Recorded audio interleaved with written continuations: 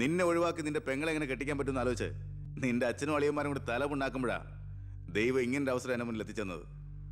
ആദ്യം നിന്നെ സപ്പോർട്ട് ചെയ്യുന്ന CI വിജയനെയും ഗ്രൂപ്പിനെയും ഒരു അന്വേഷണത്തിന്റെ ചുമതല കൊടുത്ത് ഞാൻ സേലത്തേക്ക് അയച്ചു.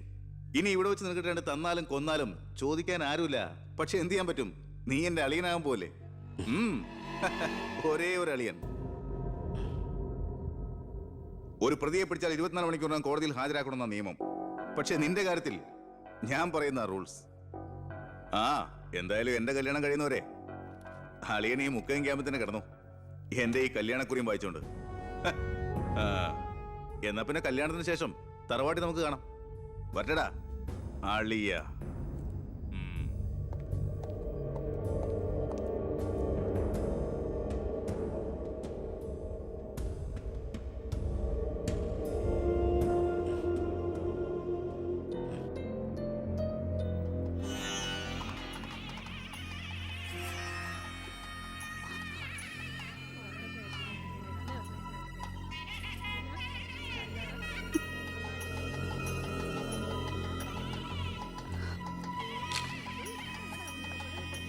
ഇതുവരെ റെഡി ആയില്ലേ? വരണം കൂട്ടിൽ ഇപ്പൊ ഇങ്ങ് എത്തും. പവിത്ര, ഉണ്ണിയെ കുറിച്ച് വല്ല വിവരവും കിട്ടിയോ? ഫോണിൽ കിട്ടിയപ്പോ ഞാൻ വിവരം പറഞ്ഞതാ. അവനിതോ തിരക്കിലാണ്, വരാൻ പറ്റില്ല എന്ന് പറഞ്ഞു. അത് ശരി. സ്വന്തം പെങ്ങളുടെ കല്യാണത്തിനെന്ന് അവന്റെ ഒരു തിരക്ക്. അവനിങ്ങ് വരട്ടെ. പബ്ലിക് വല്ല ഇടിച്ചു കയറുന്ന ഓഡിറ്റോറിയം ഫുൾ. അതൊക്കെ ഞാൻ നോക്കിക്കോളാം, വേറെ കുഴപ്പമൊന്നുമില്ലല്ലേ? മകളെ എല്ലാം റെഡിയാ? കുഴപ്പമൊന്നുമില്ല അല്ലേ? അച്ഛൻ ടെൻഷൻ അടിക്കാതെ. 2-3 VIP സീറ്റുകൾ ഒഴിച്ചിരണം. കേന്ദ്രമന്ത്രി വിശാൽ ശർമ്മ എയർപോർട്ടിൽ എത്തിക്കാനായിട്ടു. ഓക്കെ.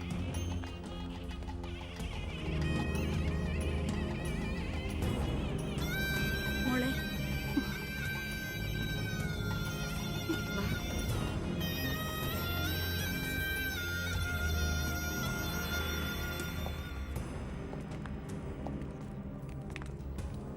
7 ദിവസം മുഖ്യം ക്യാമ്പിൽ കടത്തിയിട്ട് ജഡ്ജ്മെന്റ് പറഞ്ഞു കേട്ടില്ലേ?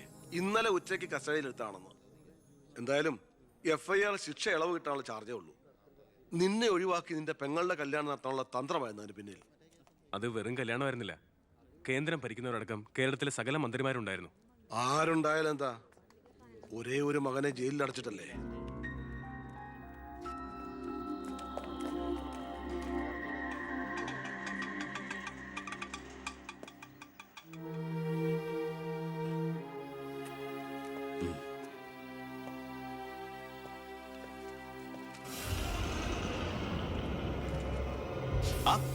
ഇതാര്? അളിയോ?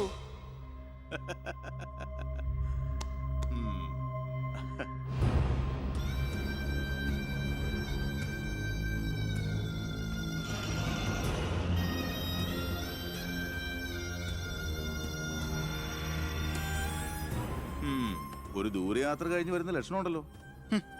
അളിയൻ ഇത്രയും ദിവസം എവിടെയായിരുന്നു? നീ ഇങ്ങനെ നോക്കി നിൽക്കുന്ന അളിയന് പോയി ഒരു ചൂട് ചായ എടുത്തോണ്ട് വാ. ചെല്ല്. എന്തിനാ ഇപ്പൊ അങ്ങോട്ട് വന്നത്? കാണണ്ട നിന്നെ എനിക്ക്. വീട്ടിലൊരു നല്ല കാര്യം നടക്കുമ്പോ നാട് നന്നാക്കാൻ നടക്കുന്നു. മന്ത്രിയായി നിന്റെ അച്ഛനേക്കാൾ തിരക്കുണ്ടോടാ നിനക്ക്? ഞാനില്ലായിരുന്നെങ്കിൽ എന്താമേ, ഇവിടുത്തെ കാര്യങ്ങളൊക്കെ ഭംഗിയായിട്ട് നടത്താൻ എല്ലാരും ഉണ്ടല്ലോ. എത്തിയോ വിമതൻ? വിമതൻ ചെറുപ്പകാലത്ത് ആവേശമായിരുന്നു എനിക്ക് എൻ്റെ അച്ഛൻ. മനസ്സുകൊണ്ട് രാഷ്ട്രീയ ഗുരുവെ കണ്ടിട്ടാ ഞാൻ രാഷ്ട്രീയത്തിലേക്ക് ഇറങ്ങിയത്. പക്ഷേ അടുത്തറിഞ്ഞപ്പോ തെറ്റുകളിൽ നിന്നും തെറ്റുകളിലേക്കാണല്ലോ അച്ഛൻ പോയിക്കൊണ്ടിരിക്കുന്നത്. എന്റെ കൂടെപ്പുറപ്പിനെ മനസ്സിലാക്കിയില്ലല്ലോ. വളരെ വിഷമമുണ്ട്, സഹതാപമുണ്ട്.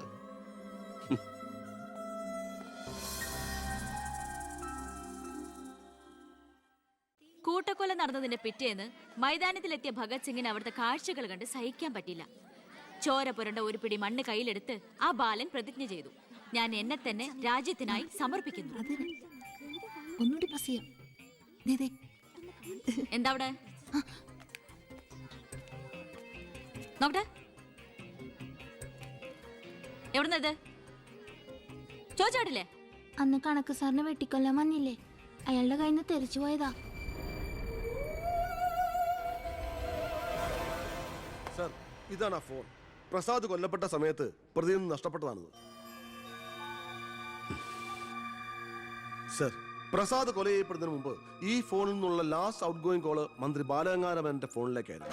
റിമാൻഡിൽ കഴിയുന്ന പ്രതിയെ വീണ്ടും ചോദ്യം ചെയ്തപ്പോ മന്ത്രിയുടെ പങ്കിനെ കുറിച്ച് വ്യക്തമായ സൂചന ലഭിച്ചിട്ടുണ്ട് സർ. അത് മാത്രമല്ല സർ, മണിമലയാർ ഡാം അഴിമതി കേസിൽ 2 വട്ടം നോട്ടീസ് അയച്ചിട്ടും മേനോ ഹാജരായിട്ടില്ല. തനിക്കിതൊന്നും ബാധമല്ല എന്ന മട്ട മേനോനുള്ളത്. ഇപ്പൊ വാറണ്ട് ഇഷ്യൂ ചെയ്തിട്ടുണ്ട്. എങ്ങനെയാണോ തന്റെ അച്ഛനെ ഇതിൽ നിന്നൊന്ന് രക്ഷപ്പെടുത്തിയെടുക്കുക? അച്ഛൻ ശിക്ഷിക്കപ്പെടണമെന്ന് ലോകത്ത് ഒരു മകനും ആഗ്രഹിക്കില്ല, ഞാനും. പക്ഷെ ആര് കുറ്റം ചെയ്താലും ശിക്ഷിക്കപ്പെടണം സാർ, പ്രത്യേകിച്ച് ജനങ്ങൾക്ക് മാതൃകയാകേണ്ടവർ. ശിക്ഷയിൽ നിന്ന് രക്ഷപ്പെടുമ്പോഴാണ് വീണ്ടും വീണ്ടും തെറ്റുകൾ ചെയ്യാനുള്ള ആത്മധൈര്യം കൂടുന്നത്. ഇത് അച്ഛനെ രക്ഷപ്പെടുത്തലായി നമുക്ക് കണക്കാക്കാം. തെറ്റുകൾ തിരുത്താനും പശ്ചാത്തപിക്കാനുള്ള ഒരു അവസരം. ഒരുപക്ഷെ ഇതിലൂടെ ഒരു മനമാറ്റ അച്ഛനുണ്ടായാൽ. അല്ലേ സാർ? കൂടുതലൊന്നും ഇക്കാര്യത്തിൽ എനിക്ക് പറയാനില്ല.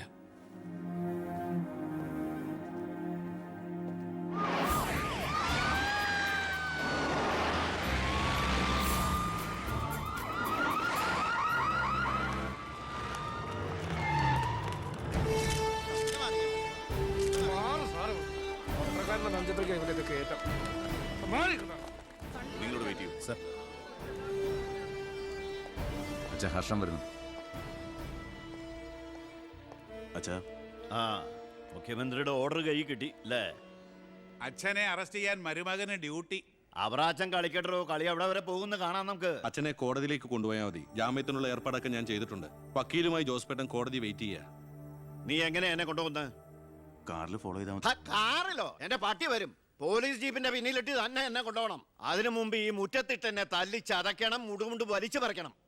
പിന്നെ പത്രക്കാരോ ചാനലുകാരോ ചോദിച്ചു കഴിഞ്ഞാൽ മുഖ്യന്റെ സ്പെഷ്യൽ ഓർഡർ ആണെന്നൊക്കെ പറഞ്ഞേക്കണം. ഇതൊന്നും നീ ചെയ്യണ്ട, പോലീസുകാരെ കൊണ്ട് ചെയ്യിച്ചാ മതി. അയ്യോ, ഓ, ഇത് മുഖ്യമന്ത്രിയെ താഴെ ഇറക്കാനുള്ള കുശാഗ്രമതി ഇല്ലേ? എന്റെ പൊന്നെ, ഞാൻ എന്തുവായി കേൾക്കുന്നത്? ഗുരു എന്നെ ഒന്ന് അനുഗ്രഹിച്ചാട്ടെ.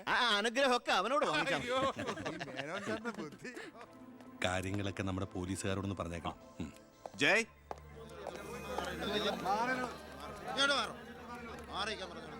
പത്രക്കാരും ചാനലുകാരും ഒക്കെ റെഡിയാ. എന്നാ പിന്നെ തുടങ്ങിക്കോ. നടക്കണം സാർ. പിടിച്ചു തള്ളൂ.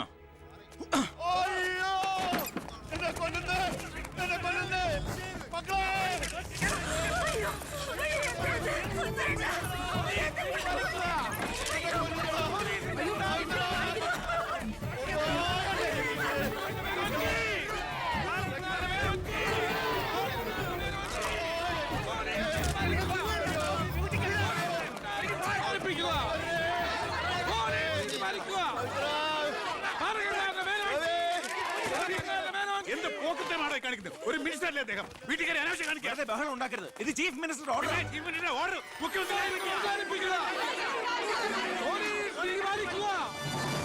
നമസ്കാരം. പ്രധാന വാർത്തകൾ. മന്ത്രി ബാലഗംഗാധര മേനോന്റെ അറസ്റ്റിൽ പ്രതിഷേധിച്ച് കേരളത്തിൽ പലയിടങ്ങളിലും അക്രമങ്ങൾ.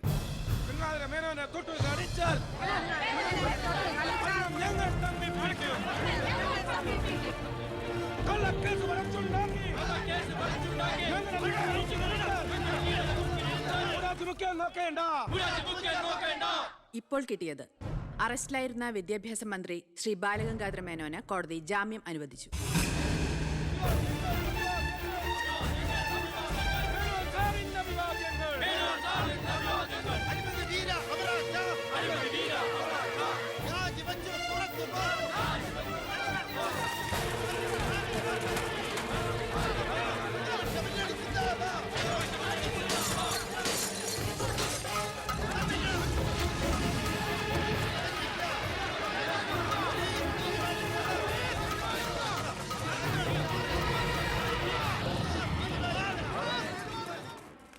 എടോ മേന്നെ, എന്നെ താഴെ ഇറക്കാൻ താൻ കളിച്ച കളി വളരെ ചീപ്പായി പോയി. അവറാച്ചൻ എന്തായി പറയുന്നേ? ഒന്നും പറയണ്ട, സൂത്രധാരൻ താനാണെന്ന് എനിക്കറിയാം. താൻ ഒന്നോർത്തോ, തനിക്കെതിരെയുള്ള വജ്രായുധ എന്റെ കയ്യിലുണ്ട്. ഞാൻ അതെടുത്ത് പ്രയോഗിക്കാൻ പോവുക. പ്രധാന വാർത്തകൾ. കേരള മുഖ്യമന്ത്രി പി കെ എബ്രഹാം രാജിവെച്ചു. നിയമസഭ പിരിച്ചുവിടാൻ ഗവർണറുടെ ശുപാർശ. അവറാച്ചന് രാജിവെച്ചൊഴിഞ്ഞാ പോരെ? മന്ത്രിസഭ പിരിച്ചുവിടേണ്ട വല്ല കാര്യമുണ്ടോ? പോണ പോക്കിലെല്ലാം തൊലയട്ടെ എന്ന് കരുതി കാണും. ഉത്തരത്തിലിരിക്കുന്ന എടുക്കാൻ പോയി ഇപ്പൊ കക്ഷത്തിരുന്ന പോയില്ലേ? ഞാൻ ഉദ്ദേശിച്ച നാളത്തെ പത്രവാർത്തകളെയാണ്. ഇപ്പോൾ കിട്ടിയ വാർത്ത. കേരള നിയമസഭ പിരിച്ചുവിട്ടു. തെരഞ്ഞെടുപ്പ്